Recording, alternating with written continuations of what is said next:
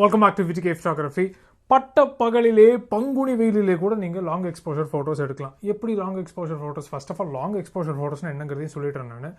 Long exposure அப்படின்னு வந்துருச்சுனாலே அது shutter ஸ்பீடை குறிக்கிற ஒரு விஷயம் தான். அதாவது ரொம்ப நேரம் ஷட்டரை ஓப்பன் பண்ணி வச்சுருந்தீங்க அப்படின்னாக்கா அது லாங் எக்ஸ்போஷர். ஸோ ரொம்ப நேரம் ஷட்டரை நீங்கள் ஓப்பன் பண்ணி வைக்கிறீங்கன்னா என்ன ஆகும்? நிறைய லைட் உள்ள வரும். நிறைய லைட் உள்ள வந்துச்சுன்னா ஃபோட்டோ ரொம்ப வெளிச்சமாகும்.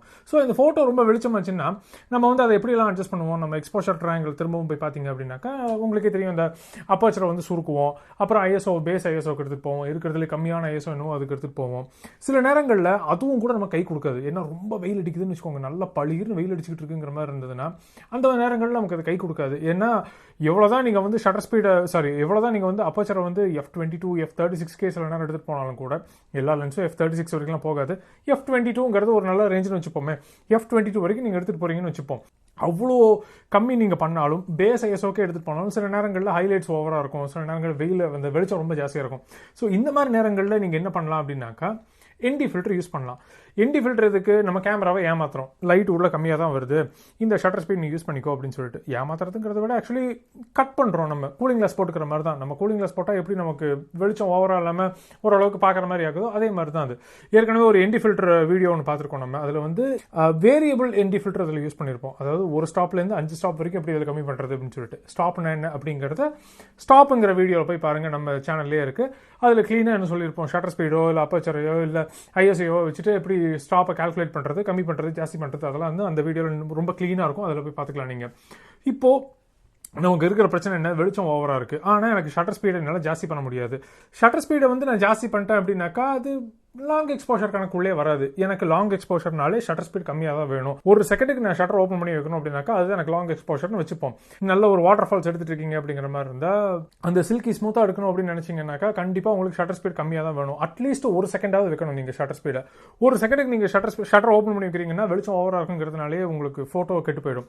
ஸோ இந்த மாதிரி நேரங்களில் தான் நமக்கு ND ஃபில்டர் ரொம்ப முக்கியமாக இருக்குது. வேரியபிள் ND ஃபில்டர் இல்லாமல் இருக்கிறதுலேயே அப்படியே 10 ஸ்டாப் 15 ஸ்டாப்னு சொல்லிட்டு அப்படியே பிளெயின் ND ஃபில்டர்ஸ் வாங்கிக்கிட்டீங்க அப்படின்னாக்கா உங்களுக்கு ரொம்ப ரொம்ப யூஸ்ஃபுல்லாக இருக்கும். இப்போ இந்த உதாரணத்தை பாருங்க, இது கேமராலேருந்து டேரெக்டாக ரெக்கார்ட் பண்ண ஒரு உதாரணம் தான் அது. அதனால இதில் ஏமாத்துறதுக்கெல்லாம் ஒன்றுமே கிடையாது. ஸோ இந்த உதாரணத்தில் பார்த்தீங்க அப்படின்னாக்கா நல்ல ஒரு பளிச்சுன்னு வெயில் இருக்கிற நேரத்தில் எடுத்த ஒரு ஃபோட்டோ தான் அது, இல்லை வீடியோ தான் இது. அதில் ஷட்டர் ஸ்பீட் ஆரம்பத்தில் எவ்வளோ இருக்குன்னு பாருங்கள், 1/100 இருக்குது. F2.8 வச்சிருக்கோம். ஐஎஸ்ஓ பேஸ் ஐஎஸ்ஓ 50க்கு எடுத்துகிட்டு போயாச்சு. இப்போ ஐஎஸ்ஓ பேஸ் ஐஎஸ்ஓக்கு எடுத்துகிட்டு போனாலுமே வெளிச்சம் ஓவராக இருக்குது. இப்போ என்ன பண்ணலாம்? நான் அப்பர்ச்சரை சுருக்கிறேன். நான் அப்பர்ச்சரை சுருக்கி என்ன பண்ணுறேன், F22க்கு எடுத்துகிட்டு போகிறேன்னு வச்சுப்போம். ஓரளவுக்கு ஓகேவாக இருக்குது. ஆனால் இது லாங் எக்ஸ்போஷர் கிடையாது. ஷட்டர் ஸ்பீடு இன்னும் 1/100 இருக்கு, வேலைக்கு ஆகாது. நான் ஷட்டர் ஸ்பீடை குறைக்கணுமே, எனக்கு மினிமம் 2 செகண்டுக்கு எடுக்கணும்னு எனக்கு ஆசை. நான் 2 செகண்ட் குறைக்கணும்னு வச்சுப்போம். எவ்வளோ வெளிச்சம் ஆயிடுச்சு பாருங்கள். இதுவும் விஷயம் ஒன்றும் பண்ண முடியாது. ஸோ இப்போது வேறு வழியே கிடையாது, ஒன்றுமே பண்ண முடியாது. கேமராவில் இப்போ என்கிட்ட இருக்கிற லென்ஸு, என்கிட்ட இருக்கிற கேமரா செட்டிங்ஸில் பார்த்தீங்கன்னா எவ்வளோ தான் என்னால் பண்ண முடியும். இதை அவாய்ட் பண்ணுறதுக்கு தான் ND ஃபில்டர் போடுறோம். முன்னாடி அந்த 10 ஸ்டாப் ND ஃபில்டர் ஒன்று போட்டோம் அப்படின்னாக்கா அண்டர் எக்ஸ்போஸ் ஆகிடுச்சு. 2 செகண்ட் அந்த வெயிலில் ஓப்பன் பண்ணி வச்சாலும் அண்டர் எக்ஸ்போஸ்டாக இருக்குது. ஸோ நான் என்ன பண்ணலாம், இன்னுமே நான் ஷட்டர் ஸ்பீடை குறைச்சிக்கிட்டே வரலாம் கரெக்டான எக்ஸ்போஷர் கொண்டு வரதுக்கு. ஸோ ஒரு 13 செகண்ட் அந்த மாதிரி நான் ஷட்டர் ஸ்பீடை கொண்டு வந்தேன் அப்படின்னாக்கா ஓரளவுக்கு ஓகேவாக இருக்குது. இது வந்து கரெக்டான எக்ஸ்போஷர் மாதிரி இருக்குது. நான் அப்படியே ஃபோட்டோ எடுக்கலாமா? எனக்கு லாங் எக்ஸ்போஷர் வந்துருச்சா பட்ட பகலில்? இந்த உதாரணத்துலையும் வந்து ஐஎஸ்ஓ பேஸ் ஐஎஸ்ஓக்கு எடுத்துகிட்டு போயாச்சு. F/11 வச்சுட்டு ஷட்டர் ஸ்பீடை வந்து 15 செகண்டுக்கு ஓப்பன் பண்ணி வச்சிருக்கேன்.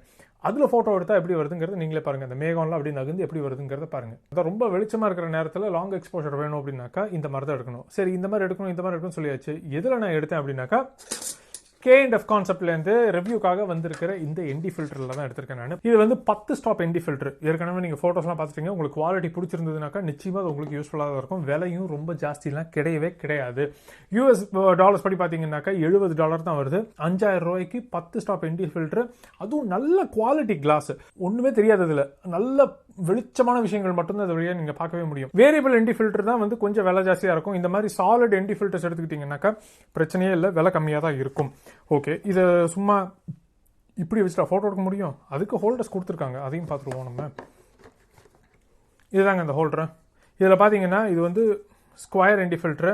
அது வந்து அழகாக நீங்கள் இந்த க்ரூவ் 2 க்ரூவ் இருக்குது, அதாவது 2 க்ரூவ்னா 2 என்டி ஃபில்டர் நீங்கள் போட்டுக்கலாம் அதில். ஸோ 10 ஸ்டாப்புங்கிறது நீங்கள் 20 ஸ்டாப்பாக கூட மாற்றிக்கலாம். இதே மாதிரி இன்னொரு கிளாஸ் மாத்திரம் வாங்கிக்கிட்டீங்க அப்படின்னாக்கா இப்படி போட்டுட்டு இதை உங்கள் லென்ஸ் முன்னாடி மாட்ட வேண்டியது தான். இந்த லென்ஸ் முன்னாடி மாட்டுறதும் வந்து ரொம்ப ஈஸி.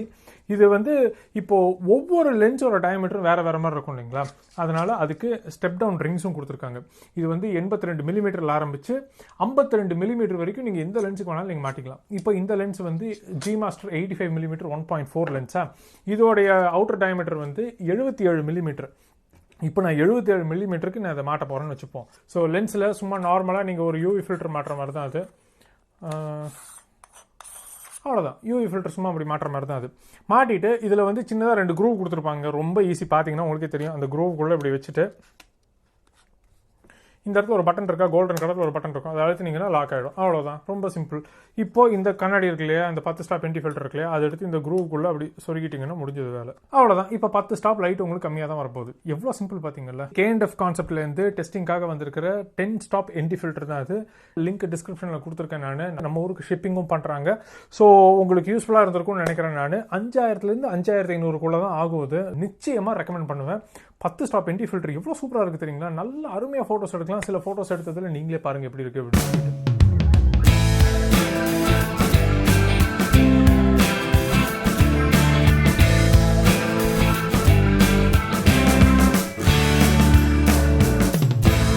ஃபோட்டோஸ் உங்களுக்கு பிடிச்சிருந்ததா? ஓகே, உங்களை நான் அடுத்த வீடியோவில் மீட் பண்ணுறேன். அது வரைக்கும் பாய்.